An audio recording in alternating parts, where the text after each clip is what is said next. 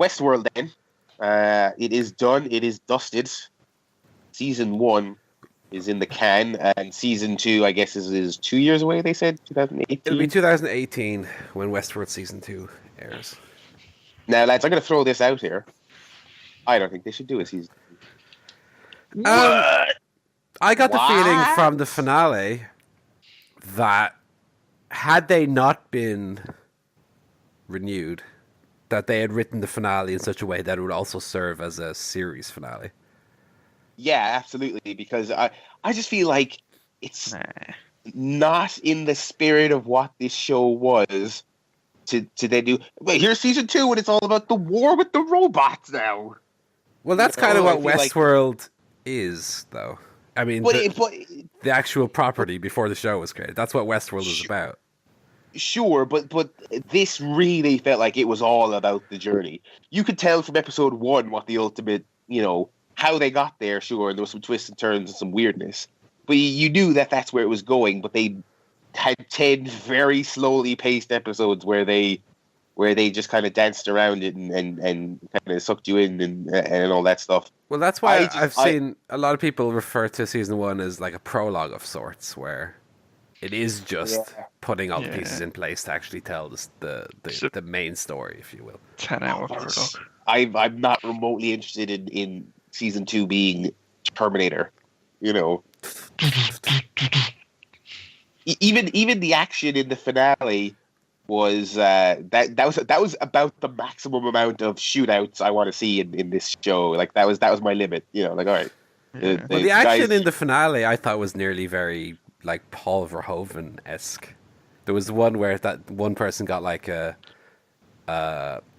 saw blade thing through the chest. And the girl at the end, in the post-credit scene, the girl ripping her arm off, and it was all like... Oh shit! I didn't even watch the post-credit scene. Oh shit! It was all like something out of RoboCop or one of those movies where it was like ultra-violent and to the point of almost like schlock. Yeah. But I was just, it's funny. It kind of reminded me, and I'll keep it vague because I know you're going to get there, but you haven't yet. Kind of reminded me a bit of The Last of Us, in that it has this ending where a portion of the audience is like, oh, they got to make another one, and another portion is just like, no, it's actually a really excellent self-contained thing. I think I'm way more interested in the idea of Westworld being, the ending is what it is, and then Well, I mean, you as a viewer always have that option now. If you're not interested in the direction it seems to be going, you can tap out now, and that can be your end, of your experience. Yeah. But then you'll never find out if what's her name goes and finds a robot child. Yeah, that was weird. I the fact that she went back, I was like, I thought she realized the silliness of doing that because it's just another inanimate object she has no tie to, but whatever. Programmed to go back. Oh, right, yeah, that whole thing. Well, first of all, I was super, super pleased with the finale. I really, really thoroughly enjoyed it. As I was with the entire series, but the finale especially I thought was probably one of the better episodes outside obviously of the pilot. I think was probably the best episode of the series. I agree, yeah. I thought the finale was great. Built really well at the end, obviously with the shooting of Ford. So I'd be very sad if that means that and this is what I assume is what it does mean. In fact, mean is that Anthony Hopkins won't be in the show going forward. Although Westworld always has the old ace up the sleeve of anyone can be a robot, and that'd be interesting if the people who own the park are like, we can't let shareholders know that Thingy's dead, so make a robot version of him. I would say that is almost goes to a shareholder meeting. No, I think if they did that, that would kind of lessen the Anthony impact Hopkins. of it. Here is a boring monologue. But really well acted, though. Steve, you weren't supposed to program him to say he's Anthony Hopkins. He's supposed to say his name is Mr. Ford. Oh, no. They've done it again. This one's saying she's Tandy Newton. Luckily, all the shareholders are robots, too. So, so honestly, that was... I'm also a robot, Steve. the revelation that Bernard was a host. I guess I was okay with it. I didn't hate it. I guess it didn't feel it didn't feel cheap in the sense that I didn't nothing came to mind where I was like, wait a second, but how did this happen? It felt like though it was getting a little too swervy when the very next episode they say not only he's a host but also he's basically the reanimated host corpse embodiment or something of Arnold. Yeah. I was like, oh man, it's all a bit much. And then but it all made sense within the logic of the show, though. Like why there would be a host and so on. The second half of the season, and in particular the finale, were so Nolan-y in there in the way everything was like confusing but kind of came together in its own weird way. It felt very Inception, or it felt, it felt very why am I drawing a blank? Interstellar. That's what it felt. I'd agree with you. And the way it was, you were threaded along for so long and nothing felt quite right, and it felt a little bit odd. And then the penny kind of dropped. You're like, oh, Well, the reveal of the Man in Black William thing, that seemed to go on for about 10 minutes that they're revealing it, and we're like, okay, we know. Let's deliver the bombshell here, because you see the point where it's like he picks up the black hat, he picks the knife, but it's like 10 minutes later of that setup where you actually get the William, and you're like, oh, we know you've shown us. You don't have to tell us. So it would be nice if they did that in a little bit more of a subtle way. But again, I thought that was an interesting twist, and I like that it felt like a bit of a gut punch because he was like the one kind good of guy good character. Yeah, and it was just like I feel like they did an excellent job of hooking you in, making you like this person, and when a good guy goes bad in a movie or a TV show, so often it's kind of going whatever. Whereas this one is like, oh no, that's a great tragic villain in some ways because you spent so long liking him. For the revelation then to be that he's the most evil person ever was pretty cool. I like both the performances as well of Ed Harris and the guy who played young William. I thought they were both quite good. In terms of performances in Westworld, I thought a lot, everyone mostly was good. There were a few performances that I really didn't enjoy. I know, Joe, for example, you really didn't like the English writer. I had big problems with the guy who played Logan, the brother-in-law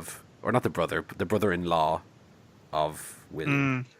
He always struck me as too cartoony, over the top, and how much of a twat he was. Annoyingly, not a convincing twat, but kind of just annoying twat. Yeah. I didn't really enjoy his performance. I kind of think the same thing with the two little goons who were with Maeve the whole time. The ginger guy, balding guy with the beard, and the Asian guy. Yeah, I felt like they were like... Well, the ginger guy especially, I didn't enjoy his performance. He came out super he was forced.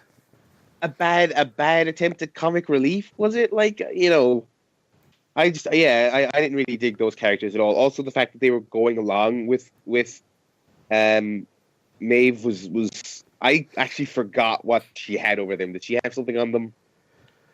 Blackmailing them?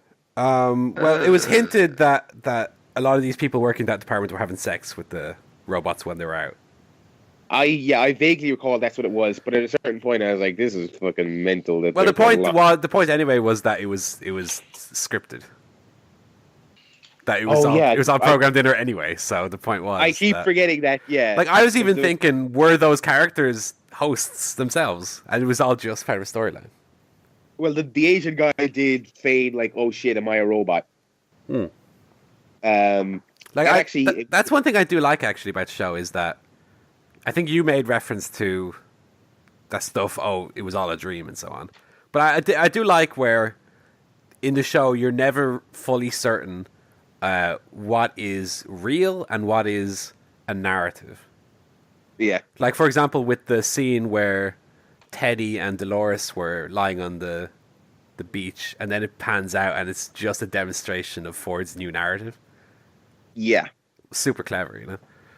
it's I feel like Jonathan Nolan, he really has found just the perfect premise for a Nolan brother to be making into a show, because it's just you're constantly going, wait, is this a separate timeline? No, and then it turns out he's actually him, and then oh no, but he's old, and then this guy was a robot, but he was a robot version of a guy who actually lived.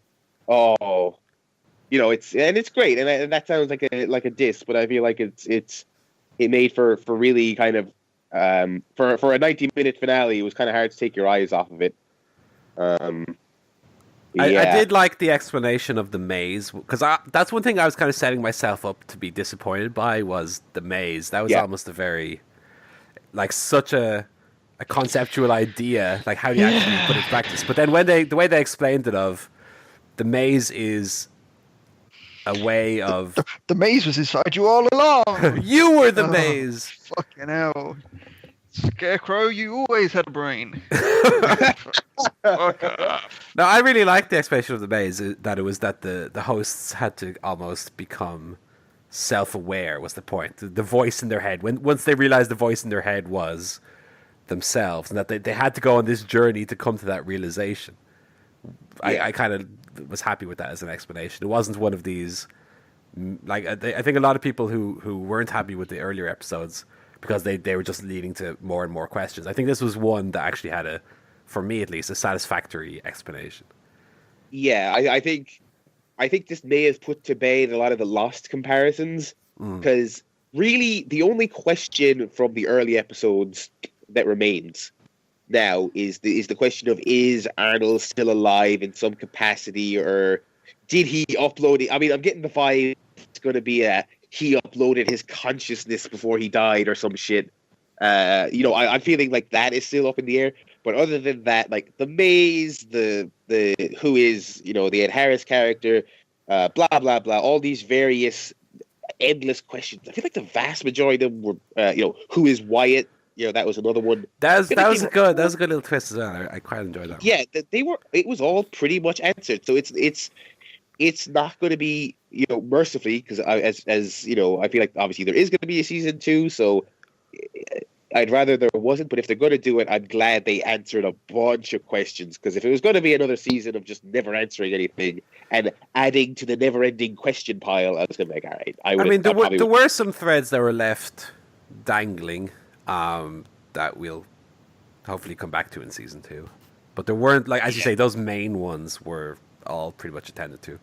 You have when Bernard attacked the behavior woman in that horror movie scene, where she turned around and went, Arnold, and then he jumped out of the shadow at her, which I think was probably my least favorite moment of the series, because that was so generic and so everything the show is not. Like, we never found out actually what happened to her. So that's something that. Well, they just killed her. But did they though? Did they found her body? No. Did they? No. Oh, they never did. Who am I thinking of? I don't know. Maybe the woman that Bernard killed by punching her head into a wall. Oh, that's sorry. I thought that's who you were talking about. No, I'm talking about the younger woman, the American woman. Elsie was her name? No, yes, no, yeah, okay, no, they did find her body. Oh, I don't remember that. Joe, you remember this, right? They found her body and they're like, oh, alert the family. I don't remember which one she was, to be honest. Because that was the big revelation after Bernard A finds out he's a robot and B kills that girl. He's like, you haven't made me do this before, have you? No, but yeah, but they showed the scene, but I don't think they did the body. I thought they were talking about Teresa. I think look it up. I think Elsie was her name. I think look it up. She is dead. There's a scene where they're examining a body and they're freaking out because she's an employee who died in the park, and they're trying to determine how, but they don't know. And then you when they find the body, you don't yet know Bernard is a robot, and so it's only after the fact when you ask Anthony Hopkins, "Did you make me do this before?" that they then show him choking her out. And we also had where they went to get Abernathy back, the original Dolores' father. They went to find him in the cold storage, and then we don't know where that led. I forgot about that actually. Yeah, that's another one. But yeah, I'm optimistic, and I'd certainly be looking forward to season 2. I'd probably give the overall, the season overall a good 9 out of 10 or so. Yeah, there. I don't think there was any episode that I didn't enjoy. There were some bits, like I say, where I was not as hot on it, but overall, and as someone who is a big fan of HBO shows like Game of Thrones, Boardwalk Empire, that has aspects of those, but I was also a huge fan of Lost, so I also enjoyed that kind of side to it. So yeah, I thought it was a pretty good show. I think it's in that upper echelon. Maybe not at the bottom of it, but it's in there, I think, as opposed to The Night Of, which I watched earlier this year, which was good, but it won't be in the conversation of great HBO shows, in 10 years' time. There was just lots of things you can praise about the show. Obviously, the music is superb. I love the Western setting of it as well. It doesn't always. The show doesn't always kind of dance around showing how expensive it is, but when it does, it looks great. In the last episode, the opening of that episode, when it's Dolores's like human head on her exoskeleton robot body, it's like really weird looking, but looked really great. Really just top notch, great sci-fi special effects. She was great, by the way. Evan Rachel Wood. Yeah. Really fantastic. Really. Yeah, fantastic. I think in terms of the best performances, she's up there. Hopkins, of course. Hopkins is great. The guy who plays Bernard is fantastic. Jeffrey Wright. Yeah. You guys mentioned the English narrative writer guy. Yeah. Wasn't hot on his performance, and also ultimately, what did that character really matter? The fact that they had a frustrated, pissy writer. I mean, I guess it was just color for the worlds. I mean, obviously, you would have a pretentious knob writing this. But I did not. Also, the woman who was introduced later in the series, the person from the younger woman who was like on the board of directors. Yeah. Terrible. She was fucking useless. Yeah. Really, really bad. Also, she's my pick for season 2. Person is actually a robot. That's even though it makes no sense, I just for some reason I just think so. Now, the only thing that I'd be a little worried about with season 2 is, given that they've killed off Ford, like one of the bigger issues I had with like season 2 of Game of Thrones, for example, was the absence of Sean Bean, like the anchor, who gave like the best performances. The fact that they're not in season 2, to me, with Game of Thrones, lessened the show quite a bit. Game of Thrones is a show that over the years has suffered from that, where you get attached to a specific actor or a specific performance, and then they get killed inevitably. Is Westworld going to be another show where, like, every episode, my high point, more or less, was Anthony Hopkins' performance? So, given that he's maybe not going to be in it anymore. Or Ed Harris. Ed Harris apparently is going to be in it going forward. Oh, what? He's dead.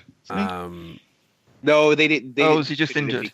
Oh, yeah. The younger version of him probably won't be in anymore because that story's been told now. But that's unfortunate. That was a great performance Jimmy by him. Simpson, I think his name was pretty good as well. Yeah, who previously I only knew him really for Always Sunny. That's what everyone says who watches that show. Well, it's because he's so fantastic in Always Sunny. He's really great. I actually wasn't so hot in his performance initially. But as the series went on, I got more and more in this specifically. Yeah. He was. Yeah. The thing about Hopkins though is you mentioned Game of Thrones. Obviously, like Ned Stark. I feel like the actor, like Sean Bean, was more sorely missed than the character. That's what I mean. The actor. Oh, okay, yeah. Because I think Ford. Obviously, Hopkins is a great actor, but I think Ford is obviously 10 times more interesting a character than Ned Stark. So that is a bummer for sure. That's a spoiler for Game of Thrones, by the way. Yeah. You're gonna have to edit that bit out and then upload that as a separate video. And also, to be fair, I watched Game of Thrones season 1 years after the fact, and I think it's kind of common knowledge that they killed off Sean. Yeah. And also in Boardwalk Empire, they had the big in season 2. For those who have not seen it, I won't say the name, but one of the main characters gets killed off in that. It's as big a loss on the show going forward. So, yeah, this was it was a pretty damn fun thing. It was different. You could say that maybe some of the themes are a little bit ham-fisted. I mean, as cute as the line, you make a terrible human. As cute as that line was, feel like I was like, yeah, okay, we all got the message of this show like one episode in, everybody. Fangs, but no fangs. Yeah. So, but it was great show, slick, well produced, great cast, generally speaking, fantastic music. Loved all the piano covers of the modern songs, by the way. Yeah. It's top quality stuff. And even though I would have rather it was one and done, I'll definitely be back for season 2. The positive thing though is that I think being 2 years away, it's like, okay, well, we've time to kind of want it now, Yeah.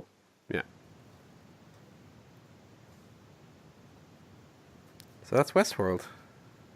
That is Westworld. So if you're watching this on YouTube, remember to search for ChairShot Podcast on your podcasting services of choice. Subscribe, where you can hear the show, where we're going to talk about Christmas and life and video games and movies and wrestling, 205 Live, TLC, all that good stuff. Follow at ChairShot Pod on Twitter. Follow at the Barryland, Paul Griffin CSP, and Griff Tannen. Those are the 3 of us. And more info for more. So thanks for watching. Subscribe for more little clips and tidbits. And check out the show for more.